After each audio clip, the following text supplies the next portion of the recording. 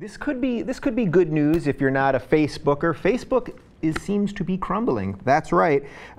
Research from Princeton University compared adoption and abandonment dynamics of social networks, and they compared that with dynamics that govern the spread of infectious diseases, and basically that these things blow up immediately, like a disease, it just blows up immediately and spreads, and that's sort of what happened with Facebook, and then suddenly it dies out very quickly. So for you graph people, what you're seeing there is that burst, and that burst in the middle, that is... Check that out, shareholders. Yeah, exactly. That's not good if you're a shareholder right there. You're good if you're at about 2012, right in the middle there. But that ultimately, much like a virus, which we get, we can cure often and deal with medicine, it starts disappearing. And that's what's happening with Facebook as we speak right now. And they're saying that Facebook is going to lose 80% of its peak users between 2015 and 2017. I mean, that is basically tomorrow.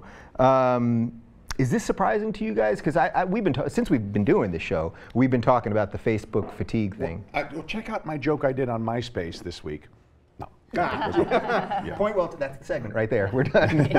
Yeah, I mean, is this surprising to you? I mean, first of all, I love the comparisons they give to like an epidemic, a disease that's like, but it's not surprising to me because what's happened with Facebook is that it's really just become like a verbal diarrhea of emotions and depressing states that people are in. It's like, my cat died and my, woe is the life that and everybody's like scrolling through like, I don't want to see this.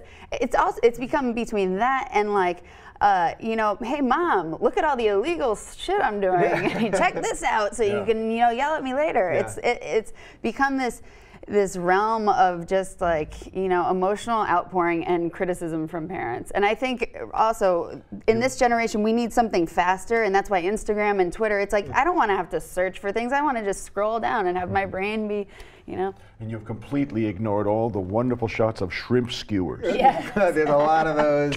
I'm not going to eat it. Yeah. I'm just going to. Exactly. Yeah. So this doesn't surprise you at all then? Everything runs a phase. I remember when they thought rock and roll would be forever, or, the comedy boom.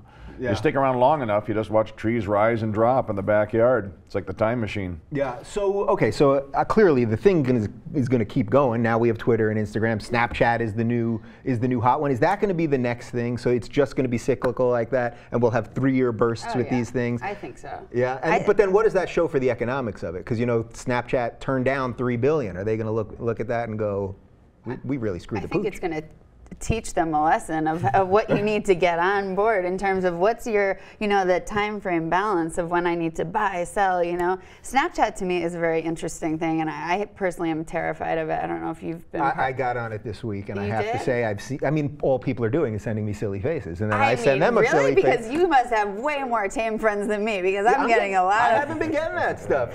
Just wait. Yeah. I'm going to get on it just to send you one. I'd like to see that. Nobody doesn't have a camera. Yeah.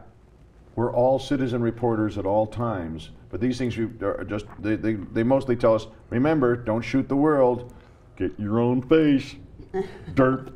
Yeah. It is training, it's like instead of big brother, it's self brother.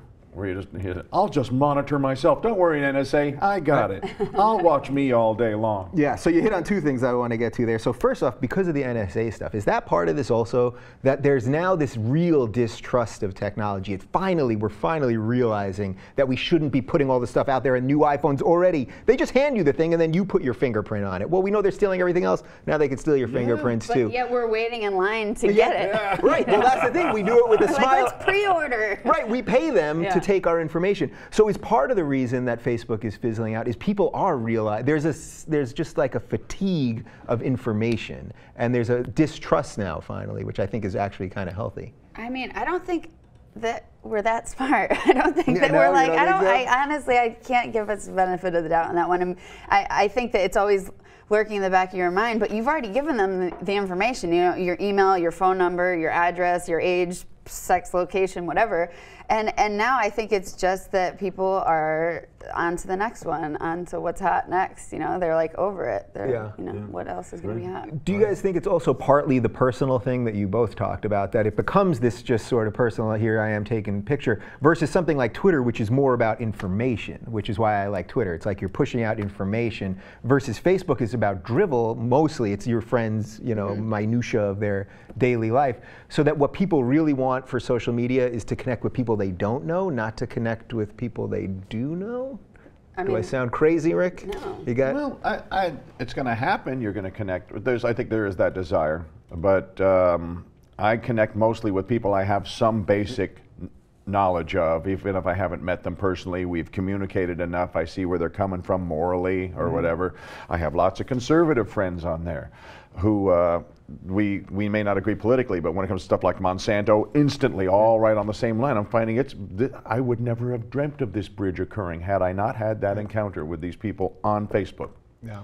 I think honestly what's really happening is that our attention span is getting shorter and shorter, and Facebook has too much information. Like you don't have a 188 character limit or things like that, and it's 140, like 140. 140. You just Sorry, tacked on 48 characters. Jeez. You know, I think that now it's like we need Instagram, where it's like I'm just scrolling like pictures, and your mind is like, oh, here's this, you know, molten lava cake and this fun time at the club last night. And Twitter, it's the same thing. It's like small blips of information. I think Facebook is becoming a little too drawn out for the likes of our attention span. Yeah.